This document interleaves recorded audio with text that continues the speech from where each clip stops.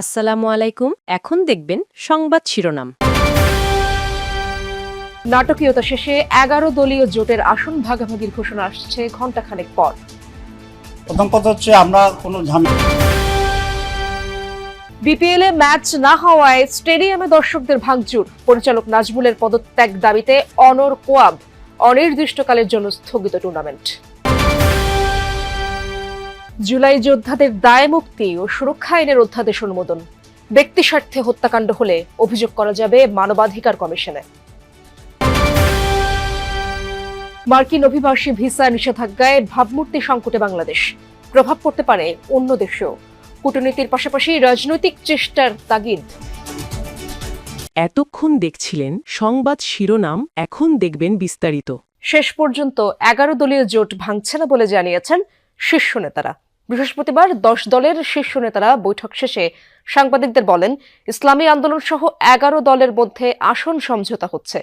বৈঠক শেষে বাংলাদেশ খেলাফত মজলিসের আমির মাওলানা মামুনুল হক বলেন, ইসলামী আন্দোলন সহ 11 দলের সংবাদ সম্মেলন হবে রাত 8টায়। সংবাদ সম্মেলনে চূড়ান্ত আসন তালিকা ঘোষণা হবে। এনসিপির নাহিদ ইসলাম বলেন, 11 দলীয় জোট নিয়ে এনসিপি আশাবাদী। আসন সমঝোতা নিয়ে কদিন ধরেই টানাপোড়েন চলছে জামাতে ইসলামী ও ইসলামী আন্দোলনের মধ্যে। গুঞ্জন উঠে 11 দলীয় জোটে থাকছে না ইসলামী আন্দোলন। এমন পরিস্থিতিতে বৃহস্পতিবার সকালে মগবাজারের দলীয় কার্যালয়ে বৈঠকে বসে জামাত নেতৃত্বাধীন 10 দল। তবে ছিল না ইসলামী আন্দোলন। টানা 4 ঘন্টারও বেশি সময়ের বৈঠকে আলোচনা হয় বিভিন্ন বিষয়ে। বৈঠক শেষে এনসিপির আহ্বায়ক নাহিদ ইসলাম বলেন, ভাঙন নয়, 11 দলীয় জোট পূর্ণাঙ্গ করতেই নেওয়া হচ্ছে কিছুটা সময়। খুবই অল্প সময়ের মধ্যে এই জোট প্রক্রিয়াটা একটা নতুন দিকে যাচ্ছে। সেহেতু হয়তো একটু মতভিন্নতা থাকতেছে, আমরা সেগুলো আলোচনার মাধ্যমে সমাধান করছি। আমরা শেষ পর্যন্ত চেষ্টা করব এই জোট যাতে অটুট থাকে। তবে যদি কারো ভিন্নতা থাকে, কিন্তু আমাদের এই জোট প্রক্রিয়া এগিয়ে যাবে। বাংলাদেশ খেলাফত মজলিসের আমির মাওলানা মামুনুল হক জানান, চলমান সংকট উত্তরণে আলোচনা হয়েছে। ইসলামী আন্দোলন সহ 11 দলই ঐক্যবদ্ধভাবে অংশ নেবে নির্বাচনে। ইসলামী আন্দোলনের সাথেও নেতৃবৃন্দের সাথে আমাদের কথা হয়েছে। বৈঠকের আগ দিয়ে বৈঠকের মধ্যে থেকেও আমাদের কথা হয়েছে এবং আমরা আশা করছি যে আমরা একসাথেই রাত 8টায় আমাদের প্রেস কনফারেন্স হবে ডিপ্লোমা ইঞ্জিনিয়ার্স ইনস্টিটিউশনে। সেখানে ইনশাল্লাহ আমরা আমাদের চূড়ান্ত বক্তব্য যেগুলো সব ঐক্যবদ্ধভাবে আমরা উপস্থাপন করতে পারবো বলে আশা করছি। তবে জামাতে ইসলামীর নায়েবে আমির সৈয়দ আব্দুল্লাহ মোহাম্মদ তাহির বলেন, কিছু মতভিন্নতা আছে, তবে দ্রুতই সেটার অবসান হবে। ক্রিকেটাররা বয়কট প্রত্যাহার না করায় অনির্দিষ্টকালের জন্য বিপিএল স্থগিত করল বিসিবি। রাতে আনুষ্ঠানিকভাবে ফ্র্যাঞ্চাইজিদের সিদ্ধান্ত জানিয়ে দেবে বোর্ড। এদিকে বৃহস্পতিবার দুপুরে নিজেদের অবস্থানে অনড় থাকার ঘোষণা দেয় ক্রিকেটারদের সংগঠন কোয়াব। পরিচালক নাজমুল ইসলাম 48 ঘন্টার মধ্যে পদত্যাগ করবেন এমন প্রতিশ্রুতি দিলেই কেবল ফিরবেন মাঠে, এমন সিদ্ধান্তের কথা জানান সভাপতি মোহাম্মদ মিঠুন। বিপরীতে ফিনান্স কমিটির পদ থেকে নাজমুলকে সরিয়ে দেয় বিসিবি। বাংলাদেশের ক্রিকেটে খেলার চেয়ে ধুলা বেশি, ব্যঙ্গ করে বলা প্রবাদটা হয়তো সত্যি হতে যাচ্ছে। সবকিছু ঠিক থাকলে বৃহস্পতিবার দুপুরে চট্টগ্রাম নোয়াখালী ম্যাচ দিয়ে মাঠে গড়ানোর কথা ছিল বিপিএল এর ঢাকা পর্ব। কিন্তু ক্রিকেটারদের বয়কটের কারণে বন্ধ খেলা, টিকিট কেটে মাঠে আসা দর্শকরা হয়ে ওঠে আগ্রাসী। পরিস্থিতি সামলাতে বাধ্য হন আইন শৃঙ্খলা বাহিনীর সদস্যরা।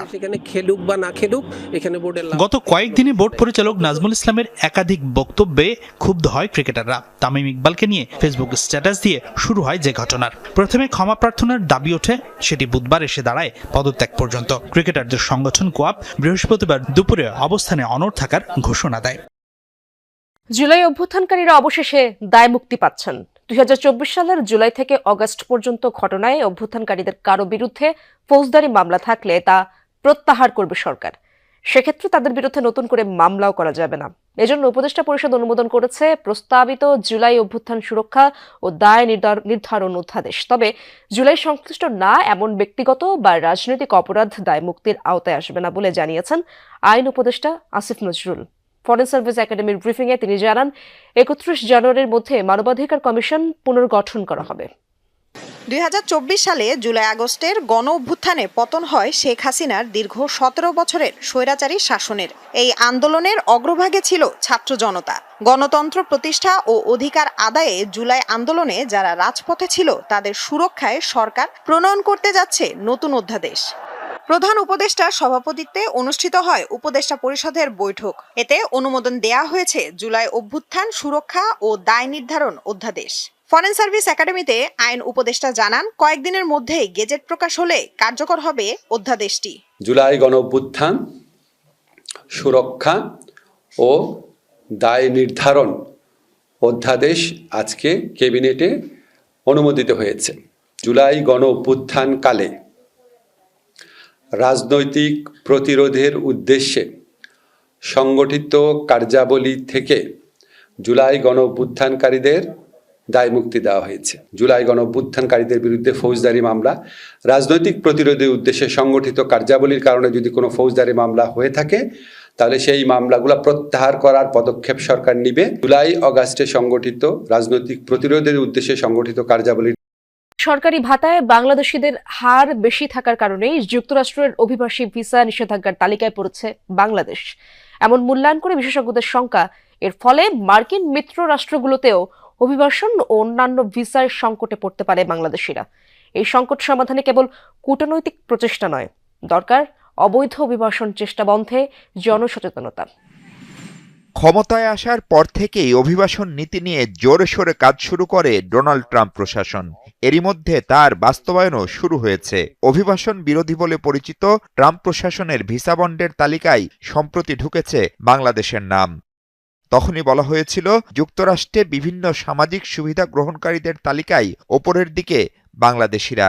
সেই ধাক্কায় এবার ৭৫টি দেশের জন্য অভিবাসী ভিসা স্থগিত করার যে সিদ্ধান্ত নিয়েছে যুক্তরাষ্ট্র, তাতেও ঢুকে গেছে বাংলাদেশ। এই অঞ্চলের পাকিস্তান, আফগানিস্তান, থাইল্যান্ড, এমনকি রাশিয়াও আছে এই তালিকায়। প্রশ্ন হলো, কি বিবেচনায় এসব সিদ্ধান্ত নিচ্ছে ট্রাম্প প্রশাসন? রিপাবলিকান সরকার, এটা রক্ষণশীল সরকার, এবং এই রক্ষণশীল সরকার সবসময় মাইগ্রেন্টের বিরুদ্ধে কথা বলে, ইমিগ্রেন্টদের বিরুদ্ধে কথা বলে এবং ইমিগ্রেন্ট ভিসার বিরুদ্ধে কথা বলে। যে সমস্ত দেশ বা যে সমস্ত দেশের আবেদনকারীরা এই সুযোগ সুবিধাগুলো যথেচ্ছভাবে ব্যবহার করেন অথবা হয়তোবা তারা মনে করছেন যে মিসইউজ করেন, তাদের বেলায় এই নীতিটা কার্যকর করছে। অলমোস্ট ৫৫% বাংলাদেশি ইমিগ্রেন্টরা বিভিন্ন রকমের সরকারি সহায়তা ভাতা নিয়ে থাকেন, যেটা মার্কিন যুক্তরাষ্ট্রের যে সোশ্যাল সেফটি নেটওয়ার্ক আছে সেটার উপর একটা বড় রকমের প্রেসার তৈরি করে। খবরে বলা হয়েছে ২১ জানুয়ারি থেকে কার্যকর হচ্ছে এই সিদ্ধান্ত। প্রশ্ন হলো, যুক্তরাষ্ট্র যেসব দেশের জন্য এমন কঠিন সিদ্ধান্ত নিল, তাদের নাগরিকদের ব্যাপারে অন্যান্য দেশেও অভিবাসী হওয়াটা কঠিন হয়ে গেল কিনা?